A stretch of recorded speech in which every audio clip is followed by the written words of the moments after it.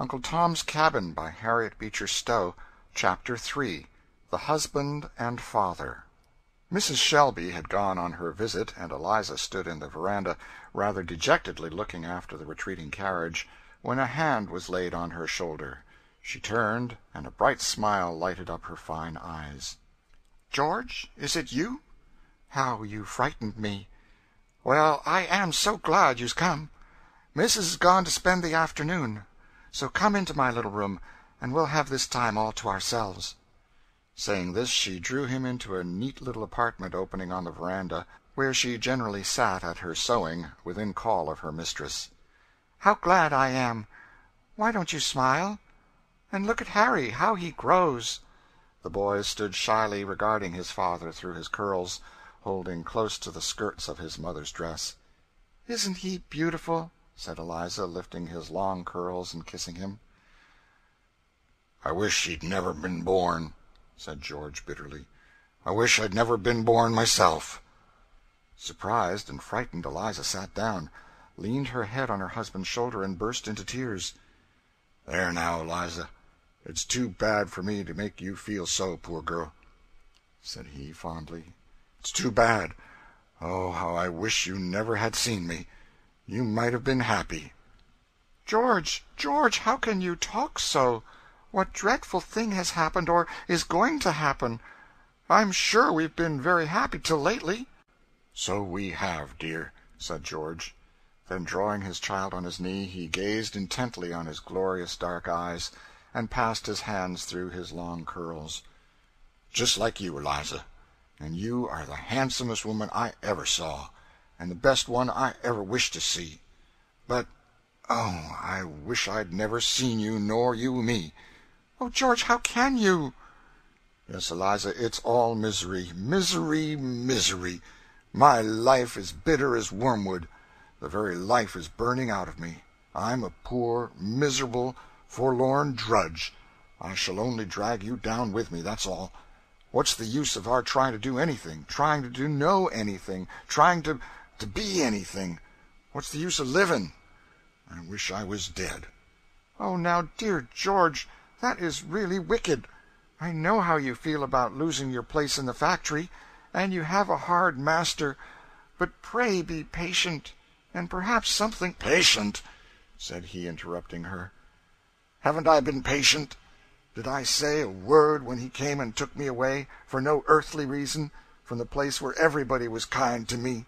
I paid him truly every cent of my earnings, and they all say I worked well."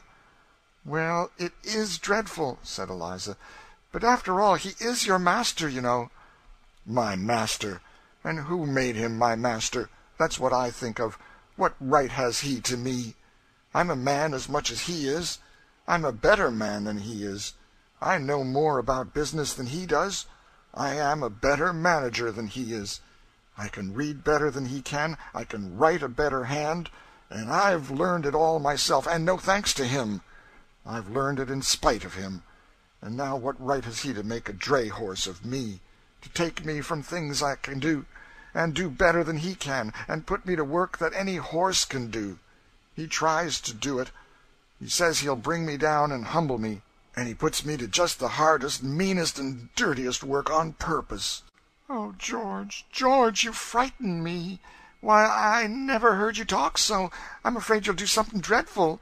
I don't wonder at your feelings at all, but oh, do be careful, do for my sake, for Harry's."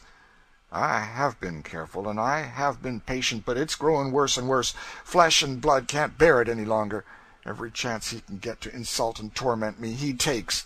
I thought I could do my work well, and keep on quiet, and have some time to read and learn out of work hours, but the more he see I can do, the more he loads on. He says that, though I don't say anything, he sees I got the devil in me, and he means to bring it out, and one of these days it will come out in a way that he won't like, or I'm mistaken." "Oh, dear, what shall we do?" said Eliza mournfully. "It was only yesterday," said George, "as I was busy loading stones into a cart, that young Massa Tom stood there, slashing his whip so near the horse that the creature was frightened. I asked him to stop, as pleasant as I could. He just kept right on. I begged him again, and then he turned on me and began striking me. I held his hand, and then he screamed and kicked and ran to his father and told him that I was fighting him. He came in a rage and said he'd teach me who was my master, and he tied me to a tree and cut switches for young master and told him that he might whip me till he was tired, and he did do it. If I don't make him remember it sometime. And the brow of the young man grew dark, and his eyes burned with an expression that made his young wife tremble. Who made this man my master? That's what I want to know, he said. Well, said Eliza mournfully, I always thought that I must obey my master and mistress, or I couldn't be a Christian. There is some sense in it, in your case. They have brought you up like a child, fed you, clothed you, indulged you, and taught you, so that you have a good education. That is some reason why they should claim you. But I have been kicked and cuffed and sworn at, and at the best only let alone. And what do I owe? I've paid for all my keeping 100 times over. I won't bear it. No, I won't, he said, clenching his hand with a fierce frown. Eliza trembled and was silent. She had never seen her husband in this mood before, and her gentle system of ethics seemed to bend like a reed in the surges of such passion. You know poor little Carlo that you gave me, added George. The creature has been about all the comfort that I've had. He has slept with me nights, and followed me around days, and kind of looked at me as if he understood how I felt. Well, the other day I was just feeding him with a few old scraps I picked up by the kitchen door, and Mas'r came along, and said I was feeding him up at his expense, and that he couldn't afford to have every nigger keeping his dog, and ordered me to tie a stone to his neck and throw him into the pond. Oh, George, you didn't do it.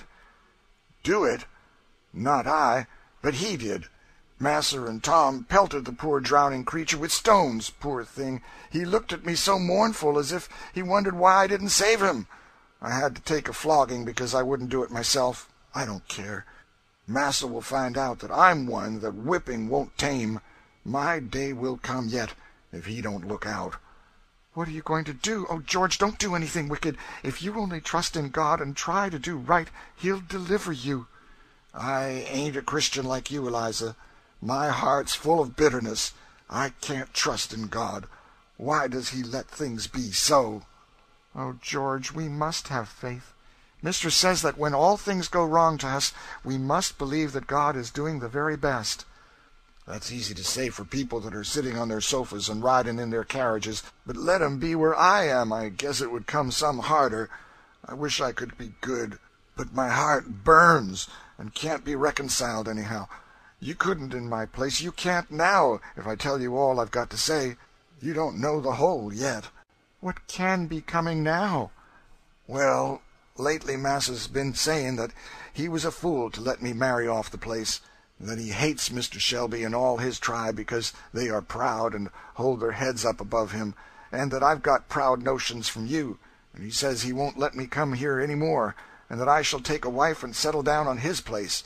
At first he only scolded and grumbled these things, but yesterday he told me that I should take Mina for a wife and settle down in a cabin with her, or he would sell me down river. Why, but you were married to me by the minister, as much as if you'd been a white man, said Eliza simply. Don't you know a slave can't be married? There is no law in this country for that. I can't hold you for my wife if he chooses to part us. That's why I wish I'd never seen you. Why I wish I'd never been born. It would have been better for us both. It would have been better for this poor child if he had never been born. All this may happen to him yet. Oh, but Master is so kind. Yes, but who knows? He may die, and then he may be sold to nobody knows who. What pleasure is it that he is handsome and smart and bright? I tell you, Eliza, that a sword will pierce through your soul for every good and pleasant thing your child is or has. It will make him worth too much for you to keep. The words smote heavily on Eliza's heart. The vision of the trader came before her eyes, and as if someone had struck her a deadly blow, she turned pale and gasped for breath. She looked nervously out on the veranda where the boy, tired of the grave conversation, had retired, and where he was riding triumphantly up and down on Mr. Shelby's walking-stick. He would have spoken to tell her husband her fears, but checked herself. No, he has enough to bear, poor fellow, she thought. No, I won't tell him. Besides, it ain't true. Mrs. never deceives us." "So, Eliza, my girl," said the husband mournfully, "bear up now, and good-bye, for I'm going." "Going, George? Going where?" "To Canada," said he, straightening himself up. "And when I'm there, I'll buy you. That's all the hope that's left us. You have a kind master that won't refuse to sell you. I'll buy you and the boy. God helping me, I will." "Oh, dreadful! If you should be taken?" "I won't be taken, Eliza. I'll die first. I'll be free, or I'll die." "You won't kill yourself?" "No need of that. They will kill me fast enough. They never will get me down the river alive." "Oh, George, for my sake, do be careful. Don't do anything wicked. Don't lay hands on yourself or anybody else. You are tempted too much, too much. But don't go you must, but go carefully, prudently. Pray God to help you." "Well, then, Eliza, hear my plan. Mas'r took it into his head to send me right by here with a note to Mr. Symes, that lives a mile past. I believe he expected I should come here to tell you what I have. It would please him if he thought it would aggravate Shelby's folks, as he calls 'em. I'm going home quite resigned, you understand, as if all was over. I've got some preparations made, and there are those that will help me, and in the course of a week or so I shall be among the missing some day. Pray for me, Eliza. Perhaps the good Lord will hear you." "Oh, pray yourself, George, and go trusting in him. Then you won't do anything wicked."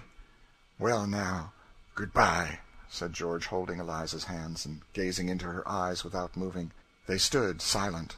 Then there were last words, and sobs, and bitter weeping. Such parting as those may make whose hope to meet again is as the spider's web. And the husband and wife were parted. End of chapter 3.